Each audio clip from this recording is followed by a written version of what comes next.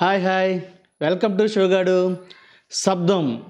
నేను శబ్దం గురించి చెప్తాను, మీరు నిశ్శబ్దంగా వినండి. వాటర్ని విలన్గా చూపిస్తే ఎంత భయంగా ఉంటుందో మనం వైశాలి మూవీలో చూసాం. మరి శబ్దాన్ని విలన్గా చూపిస్తే ఎలా ఉంటుందో ఈ శబ్దం సినిమాలో చూడొచ్చు. వైశాలి మూవీ డైరెక్టర్ మరో వినూత్న ప్రయత్నమే ఈ శబ్దం.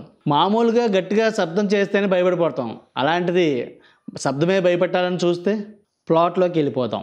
మెడికల్ కాలేజీలో చదివే ఇద్దరు సూసైడ్ చేసుకుని చనిపోయారా లేక దెయ్యం లాంటి ప్రభావం ఏదైనా ఉందా అనే కోణంలో ఇన్వెస్టిగేషన్ జరుగుతుంది. అసలు వరుస పెట్టి హత్యలు ఎందుకు జరుగుతున్నాయి, ఇన్వెస్టిగేషన్లో ఏం తేలింది, అసలు శబ్దం భయపెట్టడం ఏంటి, అలాంటి విషయాలు తెలియాలంటే శబ్దం సినిమా చూడాల్సిందే. మూవీ స్టార్ట్ అవ్వడం ఇంట్రెస్టింగ్ గానే స్టార్ట్ అవుతుంది, కానీ ఆ ఇంట్రెస్ట్ ఎంతోసేపు నిలవదు. రిలాక్స్ పొజిషన్ తీసుకొని స్లోగా సాగిపోతుంది. ఇంటర్వెల్ సీన్ కొంచెం బాగుంటుంది, మళ్ళీ సెకండ్ హాఫ్ అక్కడక్కడ తప్పితే పెద్ద ఎగ్జైటింగ్ గా ఏమనిపించదు. కాన్సెప్ట్ మంచిదే కానీ ఇంట్రెస్టింగ్ గా క్యారీ అవ్వదు. క్రైమ్ థ్రిల్లర్ మూవీ అయినా థ్రిల్ని ఎంజాయ్ చేసేంతగా ఏమీ ఉండదు. గట్టిగా శబ్దం చేయడం పక్కన పెడితే రొటీన్ ఫార్మేట్ లాగే అనిపించింది. 2-3 సీన్స్ తప్పితే భయపడిపోయేంతగా ఏమీ ఉండదు. ఎమోషనల్ గా కొంతవరకు పర్వాలేదు. డబ్బింగ్ మూవీ అయినా ఆ ఫ్లేవర్ ఎక్కడా కనిపించలేదు. ఈ మూవీకి తమన్ మ్యూజిక్ చాలా ప్లస్ అయింది. ఇది తమన్ చేసే శబ్దం అని కూడా చెప్పొచ్చు. శబ్దం అనే టైటిల్ కాన్సెప్ట్ కి తమన్ కరెక్టే అనే ఫీలింగ్ అయితే కలిగింది. అన్ని సినిమాల్లాగా బాధేయకుండా అవసరం అయిన చోట పెంచుతూ అవసరం లేని చోట తగ్గిస్తూ ఎగ్జాక్ట్గా అందించారు.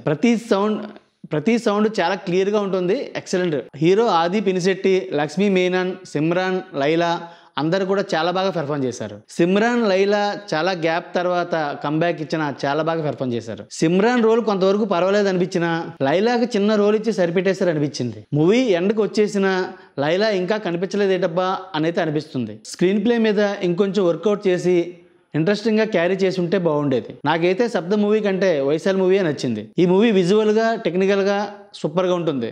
డైరెక్షన్ కూడా బాగానే ఉంది. ప్రొడక్షన్ వాల్యూస్ కూడా బాగానే ఉన్నాయి.